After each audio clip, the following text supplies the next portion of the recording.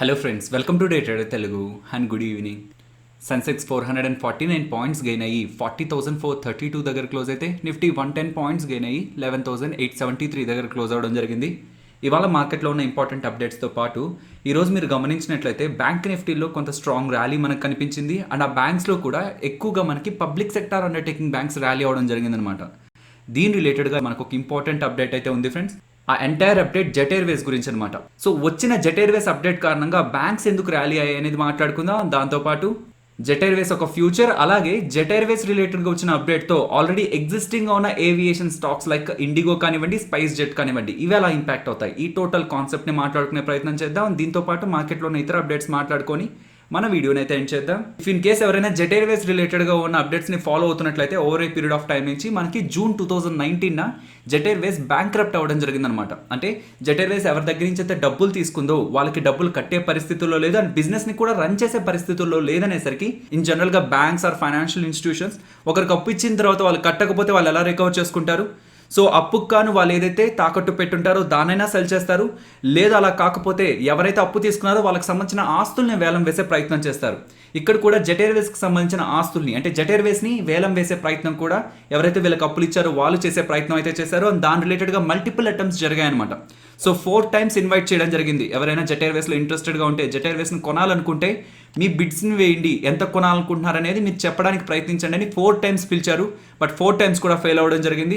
And multiple times dead line extend చేసుకుంటూ వచ్చారనమాట. Jet ఎయిర్వేస్ని ఎలా అయినా అమ్మి జెట్ ఎయిర్వేస్కి ఇచ్చిన డబ్బుల్ని రికవర్ చేసుకోవాలని బ్యాంక్స్, ఇతర ఫైనాన్షియల్ ఇన్స్టిట్యూషన్స్, అలాగే జెట్ ఎయిర్వేస్ కారణంగా నష్టపోయిన వాళ్ళు, అంటే జెట్ ఎయిర్వేస్లో పనిచేసి శాలరీస్ రాక and jet Airways services provide చేసి డబ్బులు రాని వాళ్ళందరూ కూడా క్లైమ్స్ అయితే జెట్ ఎయిర్వేస్ మీద వేయడం అయితే జరిగింది. దీని రిలేటెడ్ గా ఇంట్రాడే సెషన్స్ లో మనకు ఒక అప్డేట్ రావడం జరిగింది ఫ్రెండ్స్. జెట్ ఎయిర్వేస్ ని కొనుక్కునేందుకు లండన్ బేస్డ్ క్యాపిటల్ ఫర్మ్ అయిన కల్రా క్యాపిటల్, అలాగే యుఏఈ బేస్డ్ క్యాపిటల్ ఫర్మ్ అయిన మురారి లాల్ జలాన్ వీళ్ళు కలిసి జెట్ ఎయిర్వేస్ ని కొనుక్కునేందుకు ముందుకు రావడంతో జెట్ ఎయిర్వేస్కి ఎవరెవరైతే అప్పులు ఇచ్చారో, ఏ బ్యాంక్స్ అయితే అప్పులు ఇచ్చాయో వాళ్ళకైతే ఇప్పుడు కొంత మొత్తంలో డబ్బులు అయితే రికవర్ అవ్వబోతుంది.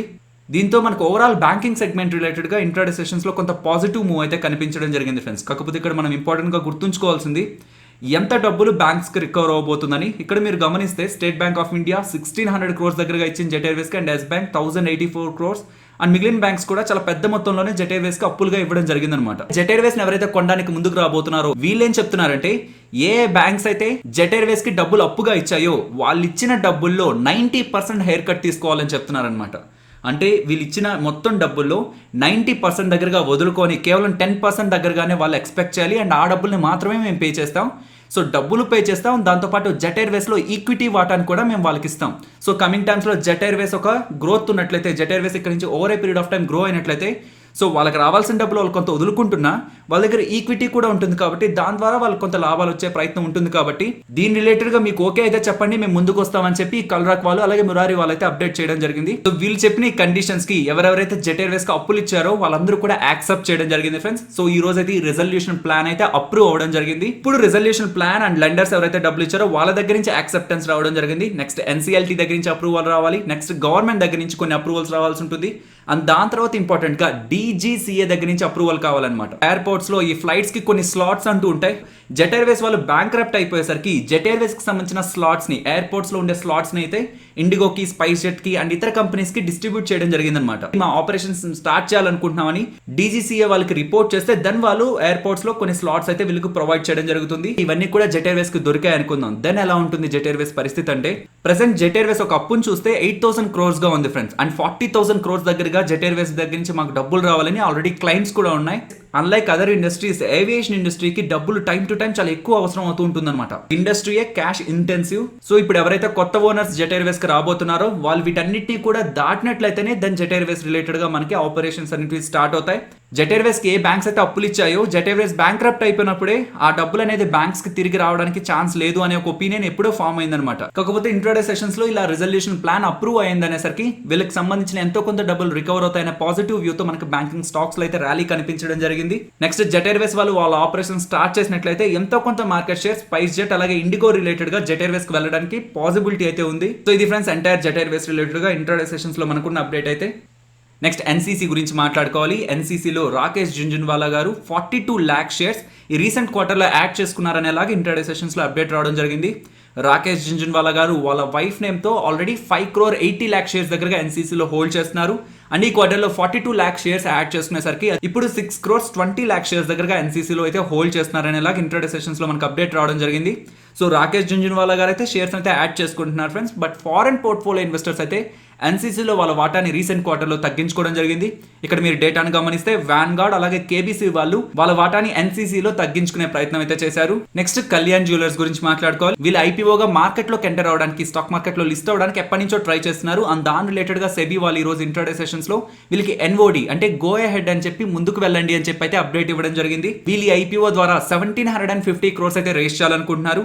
అందులో 1,000 crores దగ్గరగా కంపెనీకి వెళ్తుంది అండ్ 750 crores దగ్గరగా ప్రమోటర్స్ అయితే వాళ్ళ వాటా నమ్మి డబ్బులను అయితే రేస్ చేయాలనుకుంటున్నారు. ఈ జూన్ ఎండ్ కి వీళ్ళకి సంబంధించి 107 స్టోర్స్ అయితే ఉన్నాయి. అండ్ ఈ 107 స్టోర్స్ 21 స్టేట్స్ అలాగే యూనియన్ టెరిటరీస్ లో అయితే ఉండడం జరిగింది. ఈవెన్ ఇండియాలోనే కాదు, వీళ్ళకి మిడిల్ ఈస్ట్ లో కూడా ఆల్మోస్ట్ 30 స్టోర్స్ దగ్గరగా ఉన్నాయి ఫ్రెండ్స్. అండ్ సెబీ వాళ్ళు ఎన్ఓడి కూడా ఇచ్చారు కాబట్టి mostly IPO as soon as possible మన స్టాక్ మార్కెట్ ని టచ్ చేయడానికి అయితే పాసిబిలిటీ ఉంది. నెక్స్ట్ హ్యాట్స్ అండ్ ఆగ్రో గురించి మాట్లాడుకోవాలి. వీళ్ళు రిజల్ట్స్ పోస్ట్ చేశారు అండ్ దాంతో పాటు బోనస్ రిలేటెడ్ గా కూడా వీళ్ళు అప్డేట్ చేయడం జరిగింది ఫ్రెండ్స్. వీళ్ళు ఆల్మోస్ట్ 66 crores దగ్గరగా ప్రాఫిట్ అయితే పోస్ట్ చేయడం జరిగింది ఫ్రెండ్స్. సో రిజల్ట్స్ అయితే మనకి ఇన్ లైన్ విత్ ఎస్టిమేట్స్ ఉన్నాయి.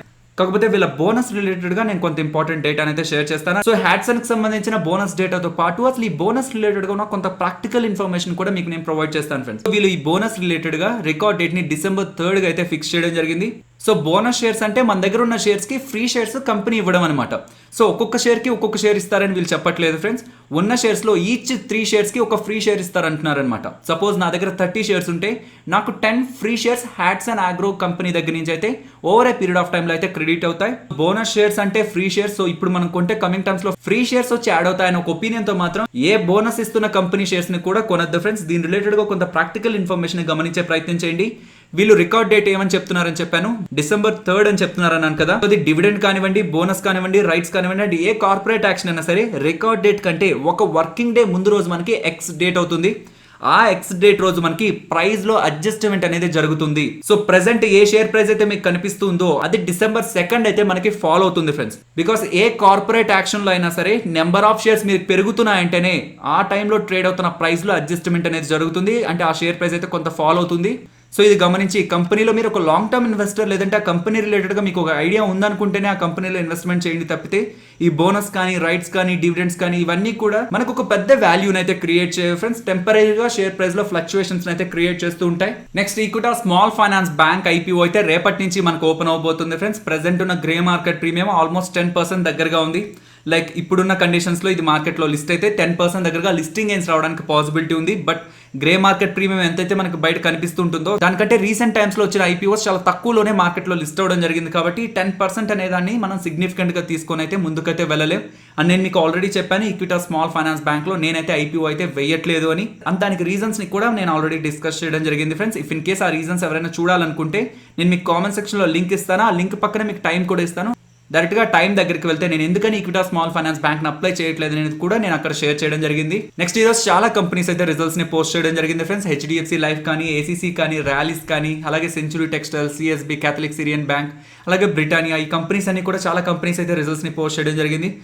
సో ఇఫ్ ఇన్ కేస్ ఎవరైనా కంపెనీస్ లో ఇన్వెస్ట్ చేసి ఆ రిజల్ట్స్ ఎలా ఉన్నాయని తెలుసుకోవాలనుకుంటే ఒకసారి కామెంట్ సెక్షన్ లో మెన్షన్ చేయండి ఫ్రెండ్స్. బికాస్ ఇన్ని రిజల్ట్స్ ని మనం ఈ వీడియోలో మాట్లాడుకోవడం ద్వారా వీడియో లెంత్ అనేది ఎక్కువైపోతుంది. మీకు ఏదైనా వ్యూ కావాలనుకున్న రిజల్ట్స్ ఎలా ఉన్నాయని తెలుసుకోవాలనుకున్నా సరే ఒకసారి కామెంట్ సెక్షన్ లో మెన్షన్ చేయండి. కామెంట్ సెక్షన్ లో మీకు రిప్లై ఇచ్చే ప్రయత్నం చేస్తాను. Next Nifty and bank Nifty support and resistance మాట్లాడుకుందాం. సపోర్ట్ 11,820 దగ్గర గమనిస్తున్నాను, రెసిస్టెన్స్ 11,940 దగ్గర.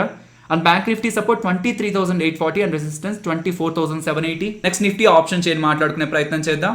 సో సండే రోజు మనం చేసిన వీడియోలో ఈ వారం మార్కెట్స్ ఎలా ఉండబోతున్నాయని మాట్లాడుకున్న వీడియోలో నెక్స్ట్ వీక్ లో నిఫ్టీ ఏ రేంజ్ లో ఉంటుందని అనుకున్నా 11,500 to 12,000 ఈ రేంజ్ లో ఉండడానికి పాసిబిలిటీ ఉంది అనుకున్నాం కదా. సో అక్కడ మనం క్లియర్ గా గమనిస్తే ఫ్రైడే క్లోజ్ అయిన ప్రైస్ ఈ 11,500 కి దగ్గరగాను 12,200 కొంత దూరంగాను ఉంటుంది friends. So even market fall అయిన తర్వాత కూడా 12,000 ఆర్ 11,800 కంటే కూడా 12,200 దగ్గరే కాల్ రైటర్స్ కొంత అగ్రెసివ్ గా మూవ్ అవుతున్నారు అనమాట. మార్కెట్ ఫాల్ అయింది బట్ రికవరీ కూడా పాసిబిలిటీ ఉంటుందని కాల్ రైటర్స్ కొంత దూరంగా 12,000 కంటే ఒక 200 పాయింట్స్ దూరంగా అయితే కొంత అగ్రెసివ్ గా రైటింగ్ అయితే చేస్తున్నారు. స్టిల్ మనకు అదే డేటా ఈ రోజు కూడా ఫామ్ అవుతుంది ఫ్రెండ్స్. ఇంట్రాడే సెషన్స్ లో మీరు గమనిస్తే 12,000 దగ్గర రైట్ అయిన కాల్ ఆప్షన్స్ కంటే కూడా మీకు 12,200 దగ్గర రైట్ అవుతున్న కాల్ ఆప్షన్స్ మనకు స్ట్రాంగ్ గా కనిపిస్తున్నాయి. అండ్ ఇక్కడ నుంచి మార్కెట్ డౌన్ సైడ్ కి వెళ్తుంది అనుకుంటే ఓవరాల్ ఓపెన్ ఇంట్రెస్ట్ మీకు 11,500 దగ్గరే సిగ్నిఫికెంట్ గా కనిపిస్తుంది ఫ్రెండ్స్. అండ్ మిగిలిన లెవెల్స్ లైక్ 11,600, 11,700 అండ్ 11,800 దగ్గర almost okay type of open interest అయితే బిల్డ్ అవడం జరిగింది అనమాట. సో స్టిల్ మనకి 11,500 టు 12,200 ఇంపార్టెంట్ రేంజ్ గా అయితే ఉంది. సో ఫైనల్ ఇది ఫ్రెండ్స్ మన వీడియో నచ్చిందా? సో నచ్చితే వీడియోని లైక్ చేసే ప్రయత్నం చేయండి ఫ్రెండ్స్. అండ్ ఈ వీడియో మన వాళ్ళకి యూజ్ అవుతుందని మీరు అనుకుంటే మన వీడియోని మన వాళ్ళతో షేర్ చేసే ప్రయత్నం కూడా చేయండి. అండ్ మన ఛానల్ని సబ్స్క్రైబ్ చేయనట్లయితే ఛానల్లో ఉన్న కంటెంట్ ఒకసారి గమనించండి ఫ్రెండ్స్. ఇఫ్ ఆ కంటెంట్ మీకు ఇంట్రెస్టింగ్గా అండ్ యూస్ఫుల్గా ఉందనుకుంటే నేను ఛానల్ని సబ్స్క్రైబ్ చేసి పక్కనే ఉన్న బెల్ ఐకాన్ క్లిక్ చేయండి. మరొక ఇంట్రెస్టింగ్ వీడియోతో నేను మళ్ళీ మీ ముందుకు వస్తాను. అంతవరకు టేక్ కేర్. జై హింద్.